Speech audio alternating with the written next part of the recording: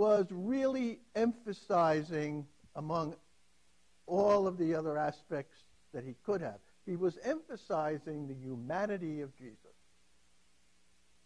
There are not many sayings or teachings of Jesus in Mark's gospel.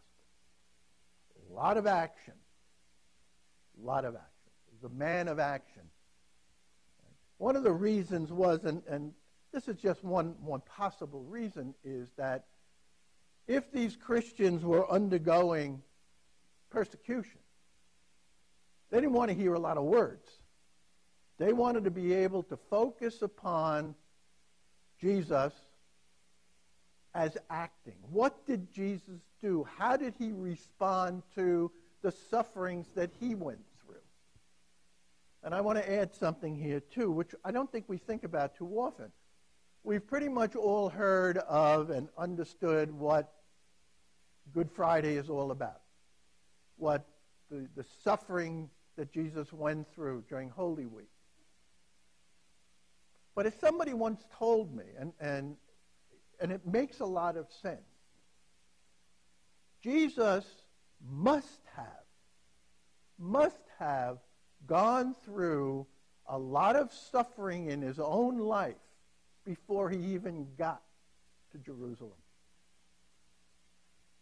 Jesus knew what suffering was and how to suffer and how to respond to suffering.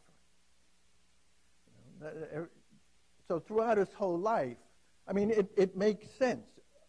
A person does not go through what crucifixion was all about without having to have gone through some pretty tough days in his own life. And of course, thanks to Mark, we see a lot of that suffering that Jesus went through and where it came from. It came from different areas. It came from his own family. His own family thought he was crazy. Jesus was a man in a hurry. He was a man of action rather than words, but at the same time, he was a healer. He was notably a healer. So let's quickly trace where all of this and how all of this happened. If he's a man in a hurry, when the gospel opens, Jesus is in Galilee, in the north part of Palestine. He's in Galilee and he's rushing to do things, to heal, to do all of these actions. Okay? But then he starts moving in chapter 8, especially in Mark's gospel. He starts moving toward Jerusalem. And it's amazing to see what begins to happen. The pace of the gospel slows down, begins to slow. And that means something is happening to Jesus' own mentality that he's trying to get across now, that he's come to a self-understanding of who he is.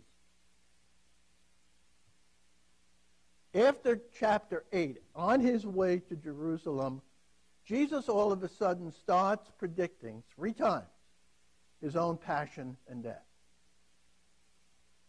Predicting his own.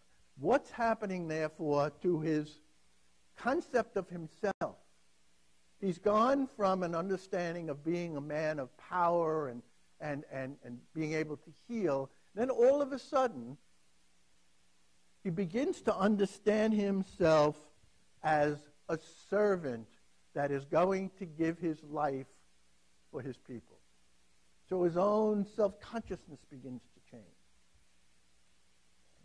And so, at least from a Christian standpoint, Jesus begins to understand himself in terms of Isaiah's, second Isaiah especially, Isaiah's concept of the suffering servant, the Messiah who would serve his people and give up his life for his people.